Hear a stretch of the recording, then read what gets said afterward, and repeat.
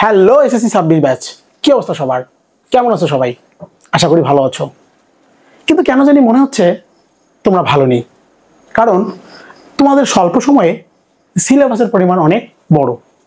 কারণ বিগত বছরে যারা নবম দশম শ্রেণীতে পড়েছে তাদের কিন্তু বইটি 2 বছর পড়ার সময় ছিল, কিন্তু তোমাদের কিন্তু 2 বছর পড়ার সময় নেই, কারণ তোমরা নবম শ্রেণীতে অন্য সিলেবাসের বই পড়েছো, দশম শ্রেণীতে এসে ঠিক পুরনো কারিকুলামের বই পেয়েছো, তাই নয় কি?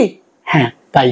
তো এই স্বল্প সময়ে তোমাদের সিলেবাসটা শেষ করার জন্য হয়তো অনেকে তোমরা চিন্তিত অবস্থায় আছো, তাই না? কারণ সামনে তোমাদের টেস্ট পরীক্ষা, তাই না? হ্যাঁ, তোমাদের এই চিন্তা মুক্ত করার জন্য আমি তোমাদের সামনে চলে আসলাম বিগত 9 বছরের অফলাইনে শত শত স্টুডেন্ট পড়ার অভিজ্ঞতা নিয়ে। তোমাদের প্রিয় নাহিদ স্যার, পড়াশোনা করেছি petroleum and mining engineering department MIST থেকে। তো চলো দেরি না করে পড়াশোনায় চলে যাই। আজকে তোমাদের রসায়ন বইয়ের একটি অধ্যায় পড়াবো, শুরু করবো আর কি। তুমি যদি তোমার বন্ধু বান্ধবকে জিজ্ঞাসা করো রসায়নের কোন অধ্যায়টি খুব কঠিন লাগে তোমার, নির্দ্বিধায় তোমার বন্ধুটি তোমাকে উত্তর দিবে রসায়নের 11 নং চ্যাপ্টার, অর্থাৎ খনিজ সম্পদ জীবাশ্ম, তাই না? তুমি কি আমার সঙ্গে একমত? হ্যাঁ, হয়তো আমার সঙ্গে একমত হবে, কারণ এই অধ্যায়ে ঠিক যতগুলো ক্রিয়া বিক্রিয়া রয়েছে অন্য অধ্যায়ে ঠিক ততগুলো নেই। তোমরা এই অধ্যায়টাকে অনেক ভয় পাও, তাই না? ভয় পাওয়ার কারণও আছে, অনেক বড় বড় বিক্রিয়া, তাই না? হ্যাঁ, এই বড় বড় বিক্রিয়াকে আমরা খুব সহজেই সমাধান করার জন্য আমি চলে এসেছি তোমাদের সামনে। তো আর বেশি কথা না বাড়িয়ে চলো আমরা চলে যাই আমাদের পড়াশোনায়। তো তোমাদের 11 নম্বর অধ্যায় দেখো, রসায়নের 11 নম্বর অধ্যায়টা কি বলো দেখি? তোমাদের জীবাশ্ম, তাই না? খনিজ সম্পদ ও জীবাশ্ম। তোমাদের এই অধ্যায় পড়ার আগে যে জিনিসটা প্রথম জানতে হবে সেটা হলো খনিজ সম্পদ জিনিসটা কি, তাই না? তারপরে জানতে হবে জীবাশ্ম জিনিসটা কি। তাহলে আমরা চলো একটু জেনে নেই খনিজ সম্পদ কি। কোন অধ্যায় শুরু করার আগে আগে তোমাকে বেসিক পার্টটুকু জেনে নিতে হবে, তারপরে তুমি না হয় ক্রিয়া বিক্রিয়ার মধ্যে ঢুকবে। তুমি যদি মেইন জিনিসটাই মজা না পাও তাহলে তোমার ক্রিয়া বিক্রিয়া করে কিন্তু কোনো লাভ নেই, তাই না? হ্যাঁ, ঠিক ধরেছ। তাই একটু সবাই একটু মনোযোগী হও, আমি যা পড়াবো একটু মনোযোগ দিয়ে নোট করবে, ঠিক আছে? নোট করলে তোমার কি হবে, পরবর্তী পরীক্ষার আগে তুমি রিভিশন দিতে তোমার সুবিধা হবে, ঠিক আছে? তাহলে চলো আমরা আলোচনা করি। প্রথম যে টপিকটা এটা হলো খনিজ সম্পদ, তাই না? আচ্ছা, খনিজ সম্পদ জিনিসটা কি বলতে পারবে কেউ? হ্যাঁ, হয়তো অনেকে বলতে পারবে, হয়তো অনেকে বলতে পারবে না। খনিজ সম্পদ মানে হলো খনি থেকে আহরিত যে সম্পদ, তাই না? হ্যাঁ, এখন খনি থেকে কি, মাটির নিচ থেকে, মেনলি যদি বলতে যাও মাটির নিচ থেকে আহরিত যে সম্পদ। কারণ দেখো একটা জিনিস, মাটির নিচ থেকে কিন্তু অনেক কিছুই পাওয়া যায়, তাই না? সবগুলো কি তার কি কোনো মার্কেট ভ্যালু আছে? না, সবকিছু তো মার্কেট ভ্যালু নেই। মাটির নিচ থেকে উত্তোলিত হতে হবে এবং যেটার মার্কেট ভ্যালু আছে সেটাই মিললে কি খনিজ সম্পদ। বুঝতে পেরেছো? হ্যাঁ, আশা করি বুঝতে পেরেছো। ধরে নাও মাটির নিচ থেকে তুমি এমন কিছু একটা তুললে খনি থেকে, কিন্তু আসলে সেটার কোনো দাম নেই, বাজারে কেউ নিচ্ছে না, তাহলে এটা কি সম্পদ হবে? অবশ্যই না। তাহলে খনিজ সম্পদ বলতে কি বোঝাচ্ছে? খনি থেকে আহরিত যে সম্পদ এবং যেটার বাজারে মূল্য আছে। বুঝতে পেরেছো? হ্যাঁ, আশা করি সবাই বুঝতে পেরেছো। খনিজ সম্পদ, তুমি একটা জিনিস খেয়াল করে দেখো, আমরা কিন্তু খনি থেকে লোহা উত্তোলন করতে পারি না? আমরা সোনা উত্তোলন করতে পারি কিনা বলো? হ্যাঁ, আবার আমরা অ্যালুমিনিয়াম উত্তোলন করতে পারি, অ্যালুমিনিয়াম। আরো অনেক পদার্থ আমরা উত্তোলন করতে পারি। তাছাড়াও আমরা কিন্তু খনি থেকে কয়লা উত্তোলন করতে পারি না? কয়লা উত্তোলন করতে পারি, পেট্রোলিয়াম উত্তোলন করতে পারি। পেট্রোলিয়াম। আবার আমরা গ্যাস উত্তোলন করতে পারি, পারি কিনা বলো তো? হ্যাঁ অবশ্যই পারি কিন্তু আমরা, তাই না? হ্যাঁ দেখো, এই যে আমরা যে বললাম যে লোহা তুলতে পারো, সোনা তুলতে পারো, অ্যালুমিনিয়াম তুলতে পারো, হীরা তুলতে পারো, অনেক কিছু তুলতে পারো। এই যে এগুলা কি মার্কেট ভ্যালু আছে না? অবশ্যই বাজারে এগুলো তো অবশ্যই ভ্যালু আছে, আছে না? হ্যাঁ অবশ্যই। কয়লা, পেট্রোলিয়াম, গ্যাস সবগুলারই কিন্তু ভ্যালু আছে। কিন্তু এই যে লোহা, সোনা বা অ্যালুমিনিয়াম, এগুলো কি কোনো মৃত প্রাণী জীবদেহ থেকে পাওয়া যায়? অবশ্যই না, এগুলো তো মৃত প্রাণী জীবদেহ থেকে পাওয়া যায় না। তাহলে এগুলা অবশ্যই খনিজ সম্পদ, কিন্তু জীবাশ্ম নয়। কারণ তোমাদের এই অধ্যায় হলো খনিজ সম্পদ এবং জীবাশ্ম। খনিজ সম্পদ হতে হবে এবং মৃত প্রাণীর জীবদেহ থেকে আসতে হবে, তাই না? গুড। তাহলে এই যে কয়লা, পেট্রোল এবং গ্যাস, এগুলা কিন্তু আমরা মৃত প্রাণীর জীবদেহ থেকে পেয়ে থাকি।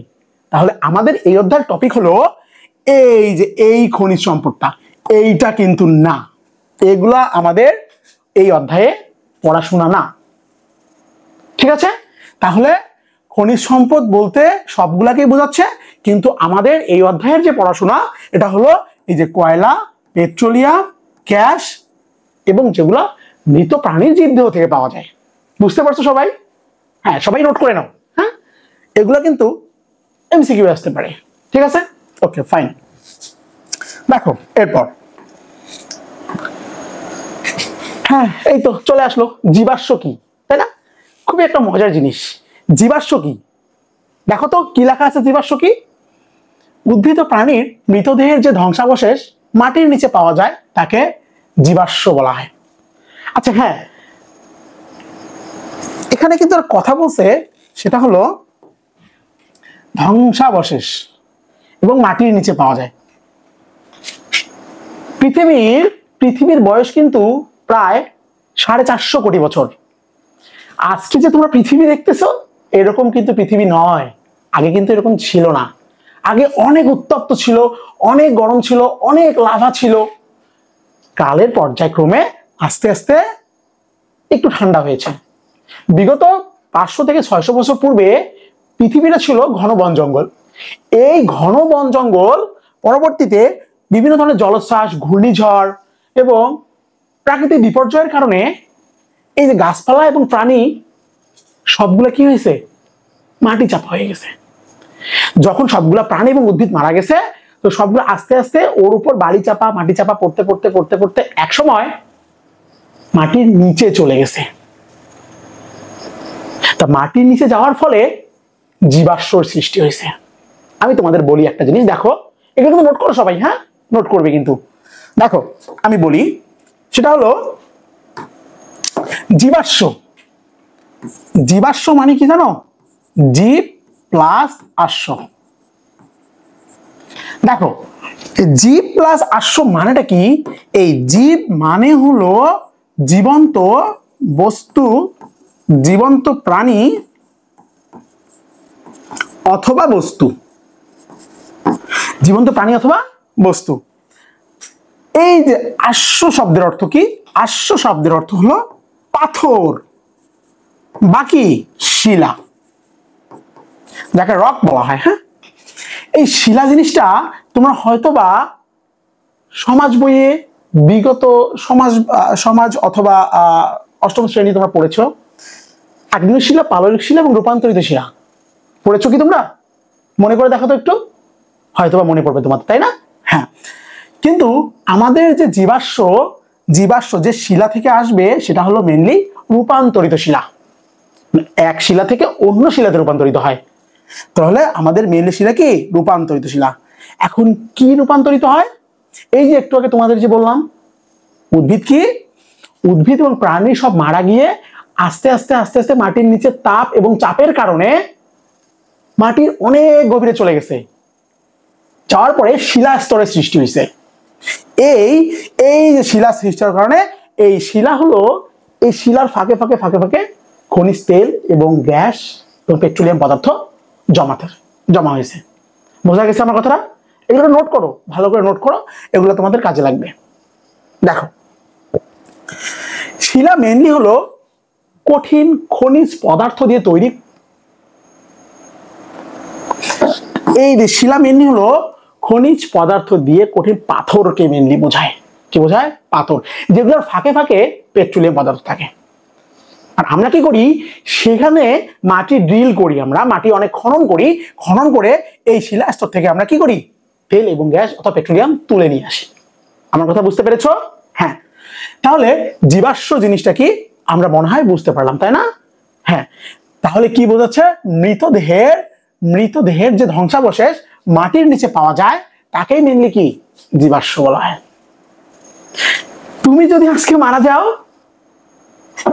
মিনিমাম 1 মিলিয়ন ইয়ার বছর পর তোমার এই দেহ থেকে খনিজ সম্পদ পাওয়া যাবে। তার মানে আমরা এখন যেগুলো মাটি থেকে পাচ্ছি মিনিমাম 1 মিলিয়ন ইয়ার, তাই না? হ্যাঁ, দেখো এরপর যে টপিকটা আছে তোমাদের, তাহলে পরের টপিকে আসি আমরা।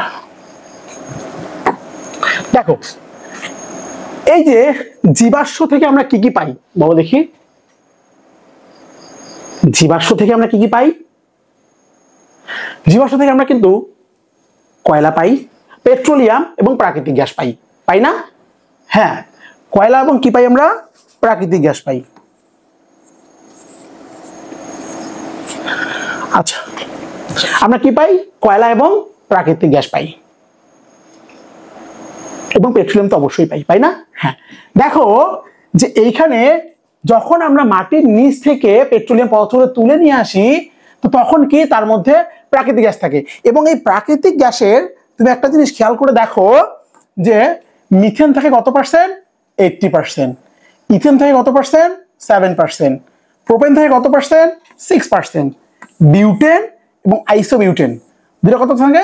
4% থাকে। এবং পেন্টেন থাকে কত পার্সেন্ট? 3%। এগুলো কিন্তু এমসিকিউ এর জন্য খুবই খুবই ইম্পর্টেন্ট এবং সিকিউ এর জন্য ইম্পর্টেন্ট। বোঝা গেছে আমার কথাটা? তোমরা এগুলো নোট ডাউন করতে পারো। দেখো এগুলো হলো পুরো ওয়ার্ল্ড ওয়াইড, পুরো পৃথিবীর এটা হিসাব। কিন্তু তুমি যদি বাংলাদেশের হিসাব করো, বাংলাদেশে কিন্তু এই যে মিথেন পাওয়া যায় 95 to 99%। কত পাওয়া যায়? 95 to 99%। এটা হলো বাংলাদেশের পার্সপেক্টিভে। বোঝা গেছে আমার কথাটা? কিন্তু তুমি যদি পুরো বিশ্বে চিন্তা করো তাহলে 80% মিথেন পাওয়া যায়। বোঝা গেছে আমার কথাটা? হ্যাঁ, আমরা যদি মিথেনের গাঠনিক সংকেত একটু তাকাই, মিথেনের গাঠনিক সংকেত কিন্তু CH4। ইথেনের গাঠনিক সংকেত কি বলতো? C2H6। প্রোপেনের কত? C3H8। এই যে বিউটেনের কত একটু বলো তো আমাকে। আমি যদি এই বিউটেন চিন্তা করি, C4H কত? H10। আমি যদি আইসোবিউটেন চিন্তা করি, এই যে আইসোবিউটেন, তাহলে কত হবে বলো তো একটু। দেখো আমি যদি আইসোবিউটেন চিন্তা করি তাহলে আইসোবিউটেন কি হবে বলতো? এই যে CH2 ডাবল বন্ড C।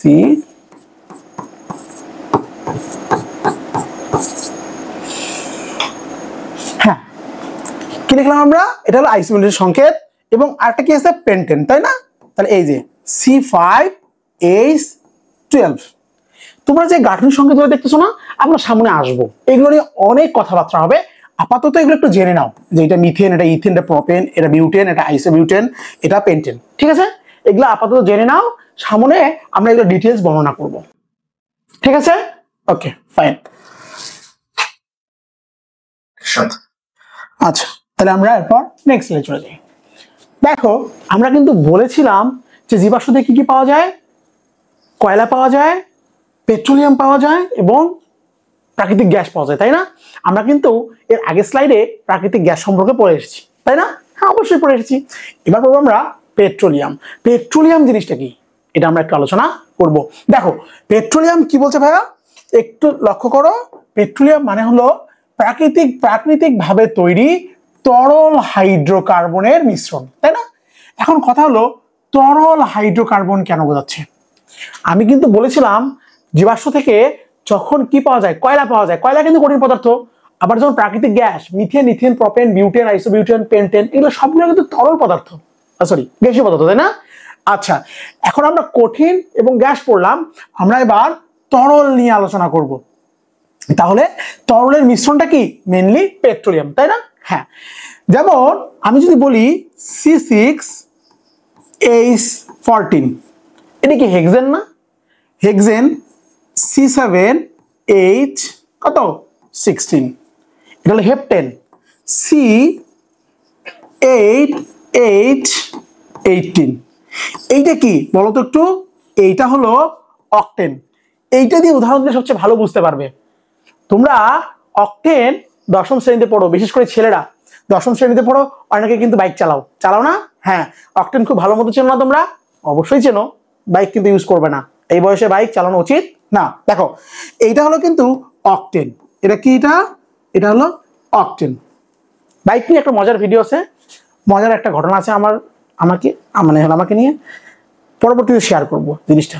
ওকে, দেখো অক্টেন, হ্যাঁ, এই যে C8H18, বলো তো এটা তরল কিনা? যখন তোমরা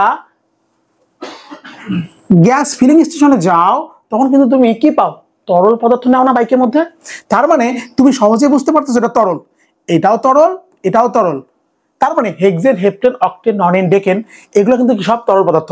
এগুলো কোথা থেকে আসলো, কিভাবে আসলো, আমরা কিন্তু পরবর্তী ক্লাসে বুঝতে পারবো। বোঝা গেছে আমার কথাটা? আপাতত তোমরা দেখে নাও যে এগুলো তরল পদার্থ। এখন কথা হলো এই যে হাইড্রোকার্বন, তুমি দেখো তো একটা জিনিস ভাইয়া, যে এই যে হাইড্রোকার্বন, তরল হাইড্রোকার্বন জিনিসটা কি, এইটা আগে তোমাকে জানতে হবে। কি বললাম? হাইড্রোকার্বন জিনিসটা কি, এটা আগে জানতে হবে। দেখো, হাইড্রোজেন এবং কার্বনের সমন্বয়ে গঠিত যৌগ কি বলা হয়? হাইড্রোকার্বন। হাইড্রোজেন এবং কার্বন ছাড়া কিন্তু অন্য কোনো মৌল থাকবে না। বুঝতে পারছো? ওকে, এগুলো কিন্তু নোট করে নাও। হ্যাঁ, নোট করলে কিন্তু পরীক্ষায় কাজে লাগবে। দেখো, তারপর একটা জিনিস দেখো তো, এই যে হাইড্রোকার্বন কই থেকে আসে? আবার জৈব যৌগ থেকে আসে। তার মানে এই জৈব যৌগ থেকে কিন্তু তোমার হাইড্রোকার্বন চলে আসে, তাই না? হাইড্রোকার্বন। তার মানে জৈব যৌগ একটা বিশাল বড় জিনিস, সেখান থেকে হাইড্রোকার্বনটা একটু ছোট জিনিস। মানে এখান থেকে জৈব যৌগ থেকে কি পাওয়া যায়? হাইড্রোকার্বনটা পাওয়া যায়। তার মানে দেখো, এই জৈব যৌগের মধ্যে যেমন হাইড্রোকার্বনের মধ্যে যেমন কার্বন আর হাইড্রোজেন থাকে, ঠিক তেমনি জৈব যৌগের মধ্যে কার্বন থাকবে, হাইড্রোজেন থাকবে, নাইট্রোজেন থাকবে, অক্সিজেন থাকবে, সালফার থাকবে, এই যে এগুলা আরো কিছু থাকতে পারে। কিন্তু হাইড্রোকার্বনের মধ্যে কি থাকবে? শুধু CH থাকবে, এর বেশি কিছু থাকবে না। বুঝতে পেরেছো? তার মানে জৈব যৌগ একটা বড় জিনিস, সেখান থেকে হাইড্রোকার্বন একটা জাস্ট ওর অংশ মাত্র। বোঝা গেছে আমার কথাটা? তাহলে দেখো, পেট্রোলিয়াম জানতে গেলে হাইড্রোকার্বন এবং জৈব যৌগ সম্পর্কে পিওর ধারণা তোমার থাকতে হবে। বোঝা গেছে আমার কথাটা? ওকে, ফাইন। তাহলে চলো এবার আমরা জৈব যৌগ এবং হাইড্রোকার্বন নিয়ে একটু আলোচনা করি এবং পার্থক্য জিনিসটা বুঝে নেই। ঠিক আছে? দেখো,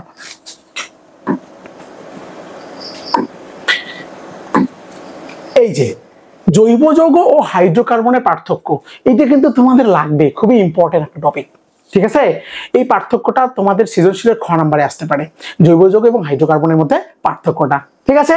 দেখো, সবাই একটু তুলে নাও খাতায়। হ্যাঁ, দেখো, জৈব যৌগ জিনিসটা কি?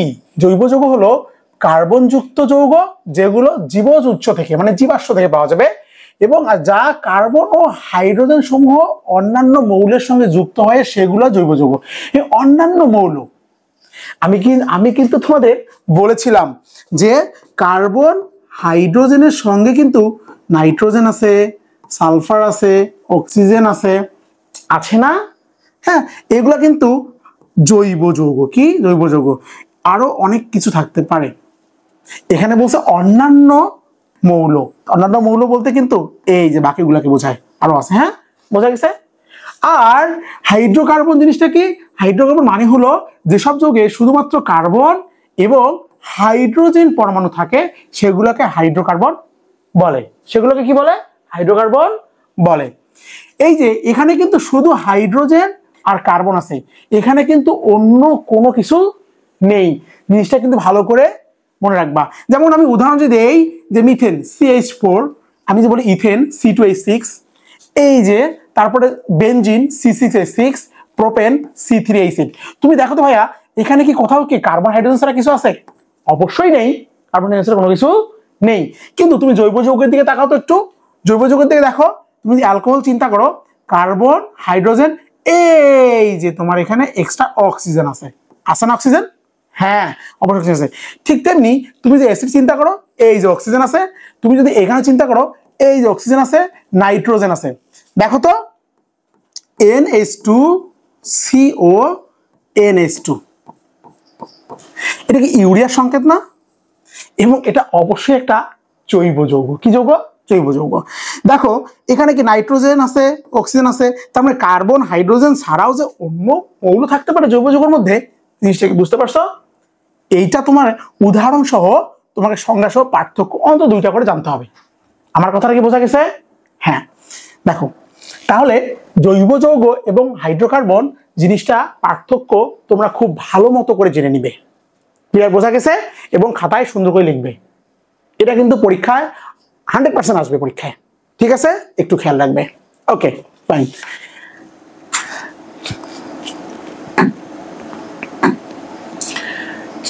আচ্ছা, খুবই ভালো একটা প্রশ্ন। জৈব যৌগের প্রাচুর্যতার কারণ কি? তোমাদের এটা বইয়ে দেওয়া নেই, কিন্তু এটা পরীক্ষায় আসে। প্রাচুর্যতা মানে কি বলতো? কি প্রচুর পরিমাণে পাওয়া যায়, তাই না? হ্যাঁ, প্রচুর পরিমাণে কিন্তু জৈব যৌগ পাওয়া যায়।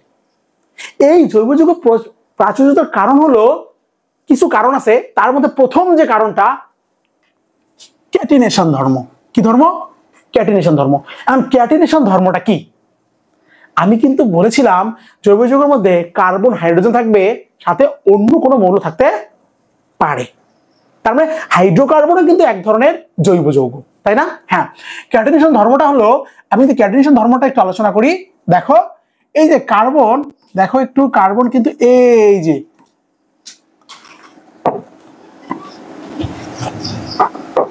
দেখো, এই যে দেখো তো কার্বন অনেক শিকল আকার তৈরি করে না? এবং একটা কার্বন আর একটা কার্বনের মধ্যে সমযোজী বন্ধনে আবদ্ধ হয়, হয়ে অনেক বড় শিকল তৈরি করে। কি তৈরি করে? অনেক বড় শিকল তৈরি করে। এই যে একটার পর একটা যুক্ত হয়ে যে অনেক বড় শিকল তৈরি করলো, এটাও কিন্তু এক ধরনের কি দীর্ঘ শিকল তৈরি করলো না? এটা কিন্তু, এটাকে বলা হয় ক্যাটিনেশন ধর্ম। শুধু এটাই নয়, কার্বন কিন্তু দেখো এই যে এই দিক চলে গেল, এই যে সে কিন্তু শাখাও তৈরি করতে পারে। কি তৈরি করতে পারে? এই যে শাখা, এই যে এদিকে যেতে পারে, এদিকে যেতে পারে, ঠিক নেই, যে কোনো দিকে সে শাখা তৈরি করতে পারে। ঠিক আছে? বোঝা গেছে? তাহলে তার দীর্ঘ শিকল তৈরি করতে পারে, শাখা শিকল তৈরি করতে পারে, আবার সে কিন্তু এই যে সমতলীয় চাক্রিক যৌগ তৈরি করতে পারে। কি যৌগ? চাক্রিক যৌগ। যেমন এটা কিন্তু বেনজিন। বেনজিন কি? C6H6, এটা কিন্তু সমতলীয় একটা চাক্রিক যৌগ, তাই না? আবার মনে করো সে কিন্তু এরকম যৌগ, যেমন আমি যদি বলি CH2,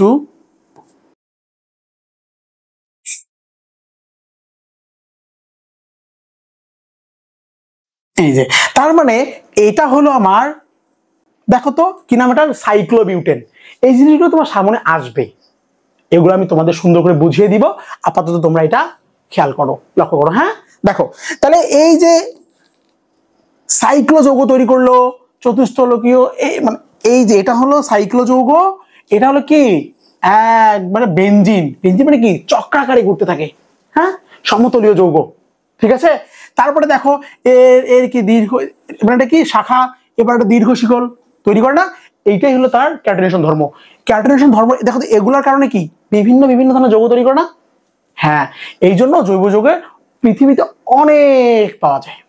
ঠিক আছে? বোঝা গেছে আমার কথাটা? এগুলা কিন্তু নোট ডাউন করে নিবে, এগুলো আপাতত রাখো, পরবর্তী ক্লাসে এই জিনিসটার ডিটেইলস বর্ণনা করবো আমরা। ঠিক আছে? দেখো তাহলে আমরা কিন্তু ক্যাটিনেশন ধর্মটা বুঝতে পারলাম, পারলাম না বুঝতে? ওকে, এবার দেখো কি আছে পরবর্তীতে? আইসোমেরিজম। আইসোমেরিজম, আইসোমেরিজম মানে কি? আইসোমেরিজম মানে হলো সমানুতা। কি? সমানুতা। সমানুতা জিনিসটা কি? আণবিক সংকেত একই কিন্তু গাঠনিক সংকেত আলাদা। এটা আবার কেমন ভাইয়া? হ্যাঁ, বুঝিয়ে বলি। হ্যাঁ, দেখো, আমি যদি বলি যে C2H6O, এইটা একটা আণবিক গঠন। এটা কি? এটা গঠন, আণবিক গঠন। আমি এখান থেকে দুইটা জিনিস লিখতে পারি। দেখো তো, এই দেখো CH3OCH3। আচ্ছা, আমি একটু মিশাই দিই। দেখো CH3 সিঙ্গেল বন্ড, সরি, ও এবং CH3। তুমি দেখো এখানে কার্বন দুইটা, ঠিকই কিন্তু কার্বন দুইটা আছে, অক্সিজেন একটা, একটা মাঝখানে আছে, হাইড্রোজেন 6টা, 3 6টা আছে। এইটাকে বলা হয় হলো die methyl ether. Die methyl ether. ঠিক আছে। আবার এই যে এখান থেকে কিন্তু এইটা লেখা যায় C2H5OH। দেখো তো ভাইয়া, এইটার নাম কি জানো? এটার নাম হলো ইথানল। দেখো এটার নাম কি? ইথানল। তুমি দেখো এখানে কার্বন দুইটা, এখানে কার্বন দুইটা আছে, হাইড্রোজেন 6টা, এই 5 আর একে 6টা, এই যে অক্সিজেন আছে। তার মানে তুমি দেখো তো আণবিক সংকেত একই কিন্তু গাঠনিক সংকেত আলাদা না, তাই না? হ্যাঁ, আণবিক সংকেত একই কিন্তু গাঠনিক সংকেত যদি আলাদা হয় তাহলে সেইটাকে কি বলা হয়? মেইনলি সমানুতা বলা হয়। তার মানে এই আণবিকের দুইটা সমানুতা। আমার কথাটা কি বুঝতে পারছো তোমরা? হ্যাঁ, আর একটা তোমাদের এক্সাম্পল দেওয়া যাক। দেখো আরেকটা এক্সাম্পল দেই। দেখো আরেকটা এক্সাম্পল কিভাবে দেই। দেখো এখানে একটু একটু মিশাই, এটা এটা একটু তুলে নিছো না তোমরা? হ্যাঁ, আর না হলে ভিডিওটা পজ করে তুলে নিও। দেখো দেখো আমরা তাহলে আরেকটা আলোচনা করি। দেখো C4H10, বলো তো এটার নাম কি? এটার নাম হলো বিউটেন। এইটা ঠিক কেমন লেখা যায় বলো তো? CH3 CH2 CH2 CH3, এর নাম কি? বিউটেন। এইটা একটা আণবিক সংকেত যার একটা নাম কি? বিউটেন। এখন তুমি দেখো তো এখান থেকে আরেকটা জিনিস লেখা যায়, এখান থেকে একটা জিনিস লেখা যায়। কি লেখা যায় দেখো, এই যে CH3 CH, এই যে এইটার নাম কি জানো? 2 মিথাইল প্রোপেন।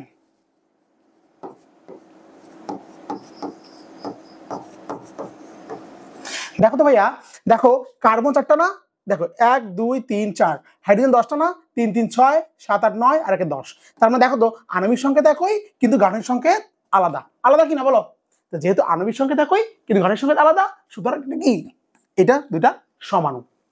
তাহলে আমরা প্রথমে পড়লাম জৈব যৌগের প্রাচুর্যের কারণ হলো ক্যাটায়নেশন ধর্ম, আইসোমারিজম, একটা আছে পলিমারকরণ। আচ্ছা, পলিমারকরণ জিনিসটা কি বলো দেখি একটু। পলিমারকরণ মানে কি জানো? আচ্ছা, তোমরা হয়তো বা অনেকেই জানো, একটা জিনিস সবাই জানো, অনেকেই জানো যে তোমরা পলিথিন জানো না? পলিথিন, হ্যাঁ এই তো, হ্যাঁ অনেকেই জানো, সবার বাসায় পলিথিন আছে তাই না?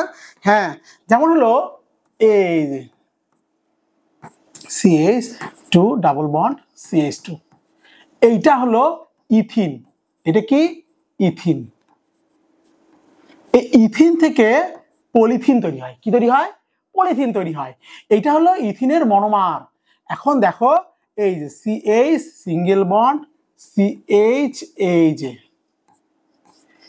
N সংখ্যক, এইটাকে বলা হয় পলিথিন। ঠিক আছে? হ্যাঁ, তাহলে এটা হচ্ছে পলিথিনের সংকেত। তার মানে এটাকে অবশ্যই একটা জৈব যৌগ না। তার মানে দেখো সে কিন্তু পলিমারকরণ বিক্রিয়া দেয়। কি দেয়? আমরা সামনে এগুলো আসবো কিন্তু। হ্যাঁ, আবার আরেকটা জিনিস দেখো তো, আর একটা জিনিস যদি আমরা আলোচনা করি, দেখো একটু, তোমরা কি আরএফএল পিভিসি পাইপের নাম শুনছো না? হ্যাঁ, অবশ্যই নাম শুনছো। বাসায় হয়তো অনেকের আছে, মানে এটা দেখা যায় আর কি বাসায় আরএফএল পিভিসি পাইপ। দেখো পিভিসি, পিভিসি পলিভিনাইল ক্লোরাইড, ঠিক আছে। এখন দেখো CH2 ডাবল বন্ড CHCl, এইটাকে বলা হয় সেই ভিনাইল ক্লোরাইড। কি বলা হয়? Vinyl chloride. এই ভিনাইল ক্লোরাইডকে তুমি যদি CH2 single bond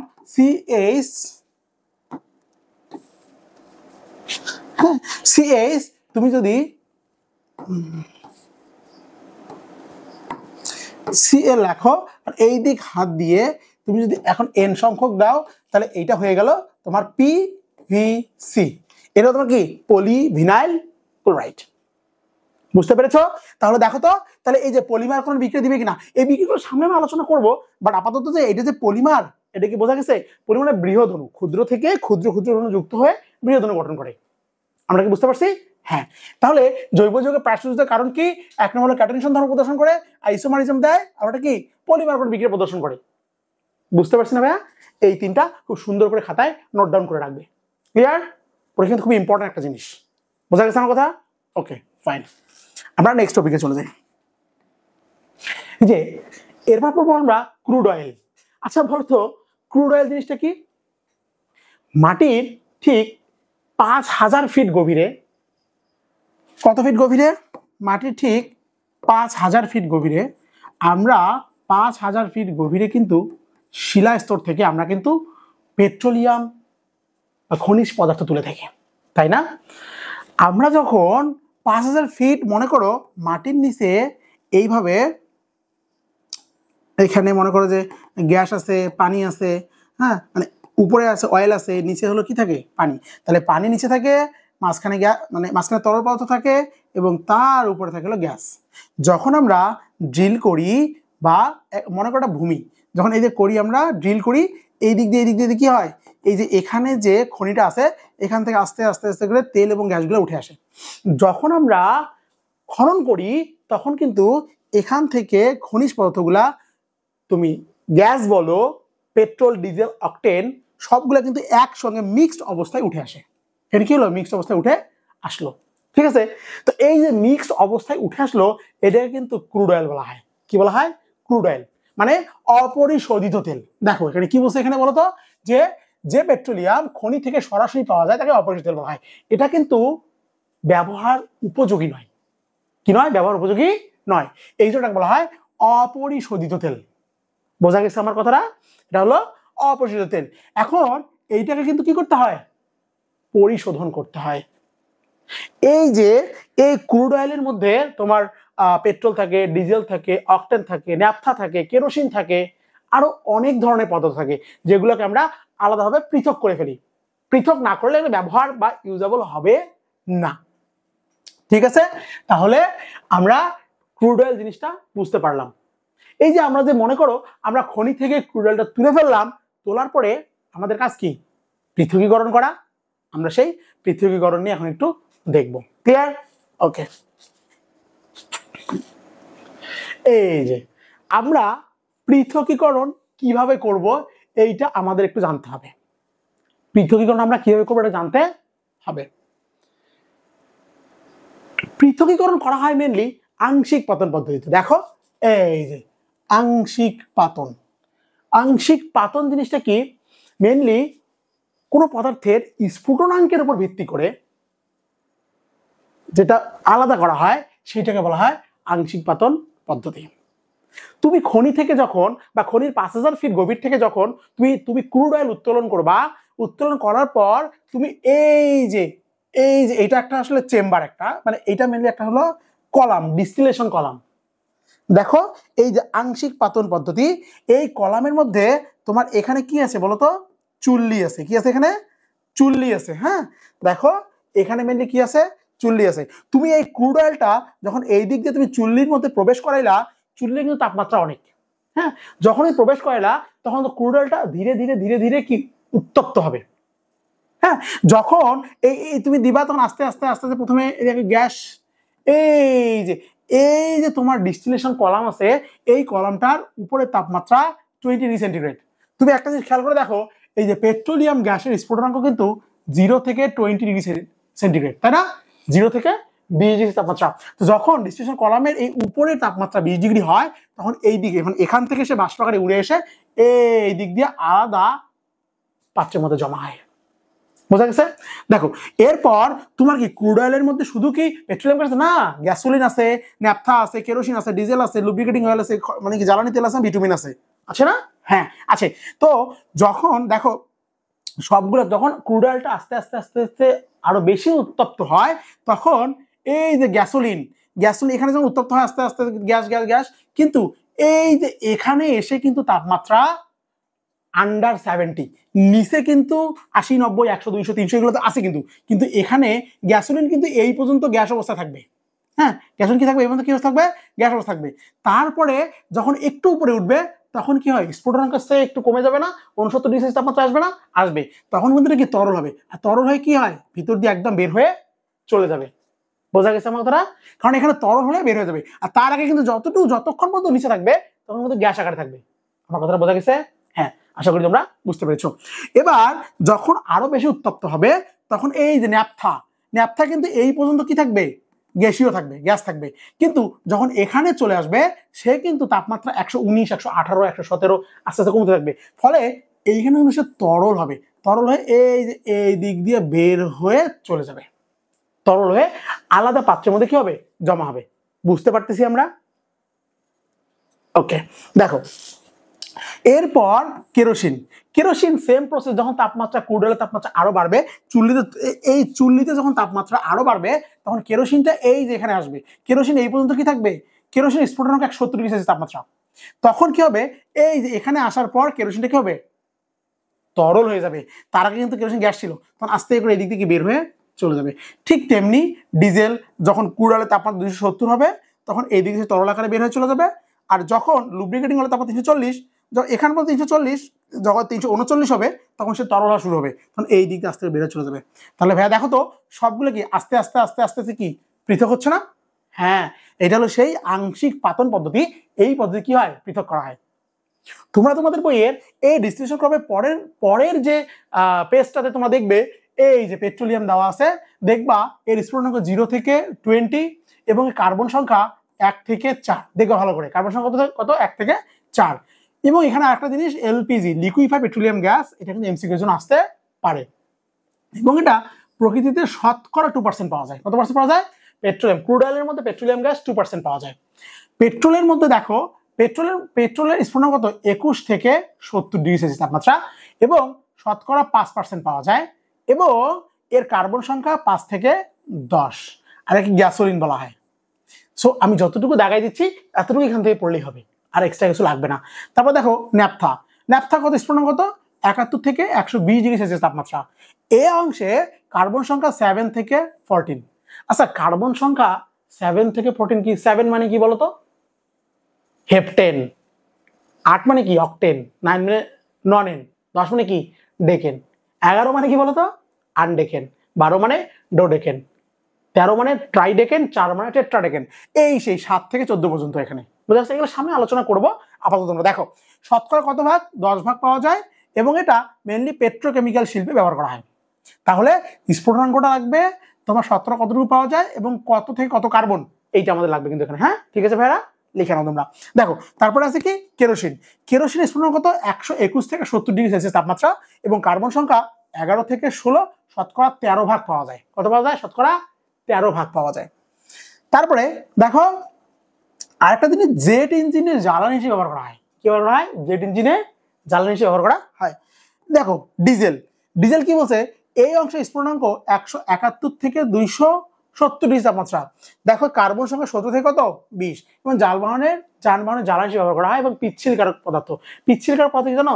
lubricating oil. হ্যাঁ, যেটা ইঞ্জিনের মধ্যে দেওয়া হয়, আমরা সচরাচর দেখি। হ্যাঁ, দেখো প্যারাফিন বা মোম জাতীয় পদার্থ, মোম। হ্যাঁ, দেখো 271 থেকে 340, কার্বন সংখ্যা 20 থেকে কত? 30।